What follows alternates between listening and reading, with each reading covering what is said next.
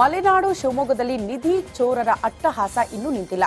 ಇತಿಹಾಸ ಮತ್ತು ಪುರಾತತ್ವ ಇಲಾಖೆ ಅಧಿಕಾರಿಗಳ ನಿರ್ಲಕ್ಷ್ಯದಿಂದ ನಿಧಿ ಕಳ್ಳರ ಹಾವಳಿ ಮಲೆನಾಡಲ್ಲಿ ಹೆಚ್ಚಾಗ್ಬಿಟ್ಟಿದೆ. ಇತಿಹಾಸ ಪ್ರಸಿದ್ಧ ಕೆಳದಿ ಅರಸರ ರಾಜಧಾನಿ ಅನಾಥವಾಗ್ಬಿಟ್ಟಿದೆ. ಇತಿಹಾಸ ಪ್ರಸಿದ್ಧ ಅವಶೇಷಗಳು ಮಹತ್ವ ಕಳೆದುಕೊಳ್ತಾ ಇದೆ. ಬಿದನೂರು ಸೇರಿದಂತೆ ಹೊಸನಗರ ಭಾಗದಲ್ಲಿ ಐತಿಹಾಸಿಕ ಪಳೆ ಉಳಿಕೆಗಳನ್ನ ನಿಧಿ ಚೋರರು ನಾಶ ಮಾಡ್ತಿದ್ದಾರೆ.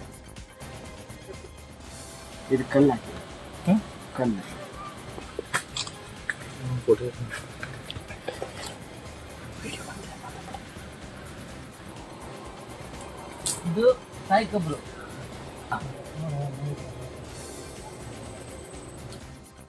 ಎಲ್ಲಿ ಶಿವಲಿಂಗ ಕಾಣುತ್ತೋ, ಎಲ್ಲಿ ಪುರಾತನ ಶಿಲ್ಪ ಕಾಣುತ್ತೋ ಅಲ್ಲೆಲ್ಲ ಈ ನಿಧಿಗಳರ ಹಾವಳಿ ಜಾಸ್ತಿ ಆಗಿದೆ ಇತ್ತೀಚಿನ ವರ್ಷಗಳಲ್ಲಿ. ಶ್ರೀಧರ್ ಗುಡ್ಡ ಎಂಬಲ್ಲಿ ಕಳೆದ ಒಂದೆರಡು ವರ್ಷದ ಇತ್ತೀಚೆಗೆ ಶ್ರೀಧರ್ ಗುಡ್ಡ ಎಂಬಲ್ಲಿಯೂ ಕೂಡ ಅಲ್ಲಿ ರಸ್ತೆ ಬದಿಯಲ್ಲಿ ಇರ್ತಕ್ಕಂಥ ಒಂದು ಶಿವಲಿಂಗದ ಕೆತ್ತನೆ ಇದೆ. ಆ ಶಿವಲಿಂಗದ ಕೆತ್ತನೆಯ ಪಕ್ಕದಲ್ಲಿಯೇ ನಿಧಿಗಳರು ಭೂಮಿ ಅಗೆದಿದ್ದನ್ನು ನಾವು ಕಾಣ್ತೀವಿ. ಇವರು ಕೇವಲ ಭೂಮಿಯನ್ನಷ್ಟೇ ಅಗೆಯುವುದಲ್ಲ, ಅಲ್ಲಿರ್ತಕ್ಕಂಥ ಅತ್ಯಂತ ಅಮೂಲ್ಯವಾದಂಥ ನಮ್ಮ ಪುರಾತನ ಸಂಪತ್ತನ್ನು, ಆ ಶಿಲ್ಪ ಸಂಪತ್ತನ್ನಾಗಲಿ ಅಥವಾ ಶಾಸನ ಸಂಪತ್ತನ್ನಾಗಲಿ, ಇವನ್ ಶಾಸನ ಇದ್ದಲ್ಲಿಯೂ ಕೂಡ ನಿಧಿಗಳರು ಅಗೆದಿದ್ದನ್ನು ನಾವು ಕಾಣ್ತೇವೆ. ಇದು ಇತ್ತೀಚಿನ ವರ್ಷಗಳಲ್ಲಿ ಅವ್ಯಾತವಾಗಿ ನಡೆದು ಬಂದಂಥ ಒಂದು ಕೆಟ್ಟ ಕೆಲಸ ಅಂಥೇಳಿ ನಾವು ಇಲ್ಲಿ ಹೇಳ್ಬೋದು. ಇದಕ್ಕೆ ಏನು ಕಾರಣ, ಯಾರು?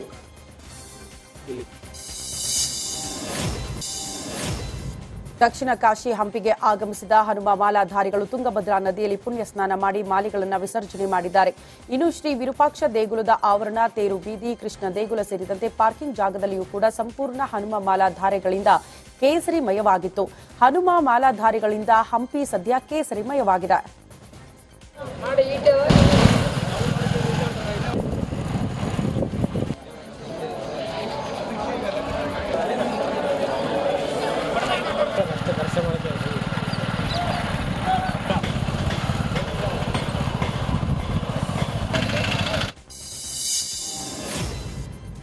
ಗದಗ ಜಿಲ್ಲೆ ಲಕ್ಷ್ಮೇಶ್ವರ ತಾಲೂಕಿನ ಗೋಜನೂರು ಗ್ರಾಮದ ಅನ್ನದಾತರು ಇಲಿಗಳ ಕಾಟದಿಂದ ತತ್ತರಿಸಿ ಹೋಗಿದ್ದಾರೆ.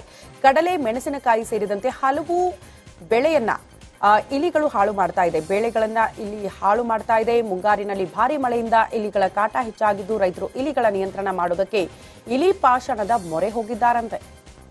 ಇಲ್ಲಿ ಬೆಳೆದಂಥ ಕಡ್ಲೆಯನ್ನು ತನ್ನ ಬೆಳೆಯನ್ನು ಉಳಿಸಿಕೊಳ್ಳಲು ಇಲಿ ಪಾಶವನ್ನು ಕಲಿಸಿಕೊಂಡು ಆ ಗುದ್ದಿಗೆ ಹಾಕ್ತಾರೆ.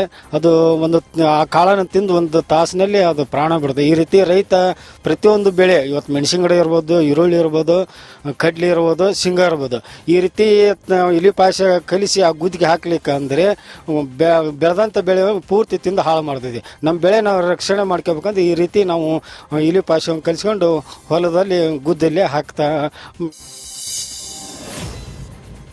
ಹುಬ್ಬಳ್ಳಿ ಧಾರವಾಡ ಮಹಾನಗರ ಪಾಲಿಕೆ ವಿದ್ಯುತ್ ಉಳಿತಾಯಕ್ಕೆ ಹೊಸ ಪ್ಲಾನ್ ಮಾಡಿಕೊಂಡಿದೆ.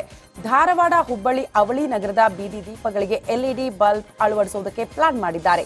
ಅವಳಿ ನಗರದಲ್ಲಿ ಒಟ್ಟು 64,824 ಬೀದಿ ದೀಪ ಕಂಬಗಳಿದೆ. ಈಗ ಎಲ್ಲಾ ಕಂಬಗಳಿಗೂ ಎಲ್ಇಡಿ ಬಲ್ಬ್ ಅಳವಡಿಕೆ ಮಾಡೋದಕ್ಕೆ ಪಾಲಿಕೆ ಸರ್ಕಾರದಿಂದ ಅನುಮತಿ ಪಡೆದುಕೊಂಡಿದೆ. ಒಟ್ಟು 94 ಕೋಟಿ ವೆಚ್ಚದಲ್ಲಿ ಎಲ್ಇಡಿ ಬಲ್ಬ್ ಅಳವಡಿಕೆ ಮಾಡೋದಕ್ಕೆ ನಿರ್ಧಾರ ಮಾಡಿದೆ. 19ರಲ್ಲಿ ಸರ್ವೆ ಮಾಡಿದಾಗ 58,000 ಬಲ್ಬ್ಗಳನ್ನು ಹಾಕಬೇಕು ಅನ್ನುವಂಥ ಒಂದು ಅಪೇಕ್ಷತೆಗೆ ಹಾಕಿತ್ತು. ನಂತರ ಅದನ್ನು ಮರು ಸರ್ವೆಗಳನ್ನು ಮಾಡುವ ಮೂಲಕ ಅವಳಿ ನಗರದಲ್ಲಿ ಇತ್ತು. ಆ ಸಂದರ್ಭದಲ್ಲಿ ನಾವು ಒಂದು ಪ್ರಸ್ತಾವನೆಯನ್ನು ಮಾಡಿದ್ದೀವಿ. ಯಾವ ಬೆಂಗಳೂರಿನಲ್ಲಿ ಪ್ರತಿ ಜೂನಲ್ ವೈಸ್ ಏನು ಟೆಂಡರ್ ಕರೆದು ಮಾಡಿದ್ದಾರೆ ಅದರಿಂದ ಸರಳೀಕರಣ ಆಗಬೇಕು. ಯಾಕಂದರೆ ಈ ಟೆಂಡರ್ ಪ್ರಕ್ರಿಯೆಯಲ್ಲಿ ಏನಿದೆ ಅಂದರೆ 5 ಕೋಟಿ ಮೇಲ್ಪಟ್ಟಿದ್ದು ಸರ್ಕಾರಕ್ಕೆ ಹೋಗಬೇಕು, 10 ಕೋಟಿ ಮೇಲ್ಪಟ್ಟಿದ್ದ ಕ್ಯಾಬಿನೆಟ್ಗೆ ಹೋಗ್ಬೇಕಂತ ನಿರ್ಣಯ ಇದೆ. ಭಾರತೀಯ ಹವಾಮಾನ ಇಲಾಖೆ ತಮಿಳುನಾಡಿನಲ್ಲಿ ಭಾರೀ ಮಳೆಯಾಗುವ ಮುನ್ಸೂಚನೆ ನೀಡಲಾಗಿದೆ. ಮಳೆಯ ಅಬ್ಬರಕ್ಕೆ ತಮಿಳುನಾಡಿನ ಹಲವು ಜಿಲ್ಲೆಗಳು ತತ್ತರಿಸಿ ಹೋಗಿದೆ. ನಿರಂತರ ಮಳೆಯಿಂದ ತಿರುಚಿಯಲ್ಲಿ ಭಾರೀ ಅವಾಂತರಗಳು ಸೃಷ್ಟಿಯಾಗುತ್ತಿದೆ. ಧಾರಾಕಾರ ಮಳೆಗೆ ರಸ್ತೆಯೆಲ್ಲ ಕೆರೆಯಂತಾಗಿದ್ದು ವಾಹನ ಸವಾರು ಪರದಾಡುತ್ತಿದ್ದಾರೆ. ತಗ್ಗು ಪ್ರದೇಶದಲ್ಲಿ ಮಳೆ ನೀರು ಮನೆಗಳಿಗೆ ನುಗ್ಗಿ ಜನಜೀವನ ಅಸ್ತವ್ಯಸ್ತಗೊಂಡಿದೆ.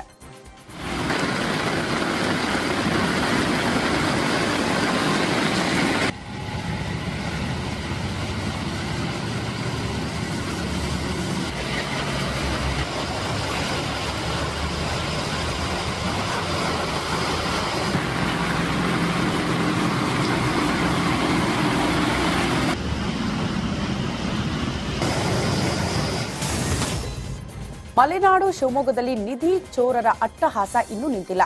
ಇತಿಹಾಸ ಮತ್ತು ಪುರಾತತ್ವ ಇಲಾಖೆ ಅಧಿಕಾರಿಗಳ ನಿರ್ಲಕ್ಷ್ಯದಿಂದ ನಿಧಿ ಕಳ್ಳರ ಹಾವಳಿ ಮಲೆನಾಡಲ್ಲಿ ಹೆಚ್ಚಾಗ್ಬಿಟ್ಟಿದೆ. ಇತಿಹಾಸ ಪ್ರಸಿದ್ಧ ಕೆಳದಿ ಅರಸರ ರಾಜಧಾನಿ ಅನಾಥವಾಗ್ಬಿಟ್ಟಿದೆ. ಇತಿಹಾಸ ಪ್ರಸಿದ್ಧ ಅವಶೇಷಗಳು ಮಹತ್ವ ಕಳೆದುಕೊಳ್ತಾ ಇದೆ.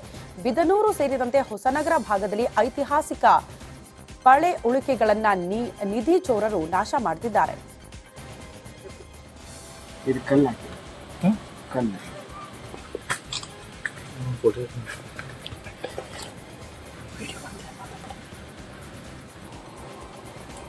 ಇದು ಸಾಯಿ ಕಬ್ರು.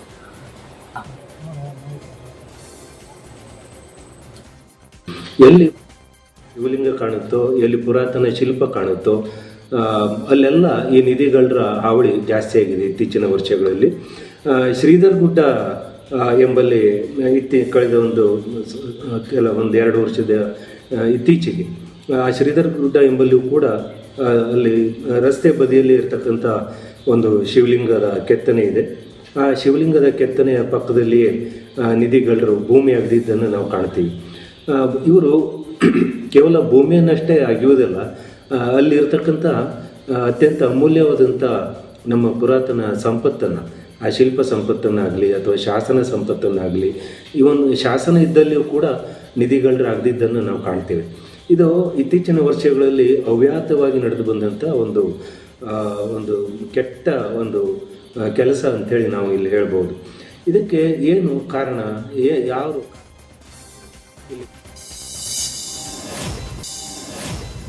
ದಕ್ಷಿಣ ಕಾಶಿ ಹಂಪಿಗೆ ಆಗಮಿಸಿದ ಹನುಮ ಮಾಲಾಧಾರಿಗಳು ತುಂಗಭದ್ರಾ ನದಿಯಲ್ಲಿ ಪುಣ್ಯ ಸ್ನಾನ ಮಾಡಿ ಮಾಲೆಗಳನ್ನು ವಿಸರ್ಜನೆ ಮಾಡಿದ್ದಾರೆ. ಇನ್ನು ಶ್ರೀ ವಿರೂಪಾಕ್ಷ ದೇಗುಲದ ಆವರಣ, ತೇರು ಬೀದಿ, ಕೃಷ್ಣ ದೇಗುಲ ಸೇರಿದಂತೆ ಪಾರ್ಕಿಂಗ್ ಜಾಗದಲ್ಲಿಯೂ ಕೂಡ ಸಂಪೂರ್ಣ ಹನುಮ ಮಾಲಾಧಾರಿಗಳಿಂದ ಕೇಸರಿಮಯವಾಗಿತ್ತು. ಹನುಮ ಮಾಲಾಧಾರಿಗಳಿಂದ ಹಂಪಿ ಸದ್ಯ ಕೇಸರಿಮಯವಾಗಿದೆ.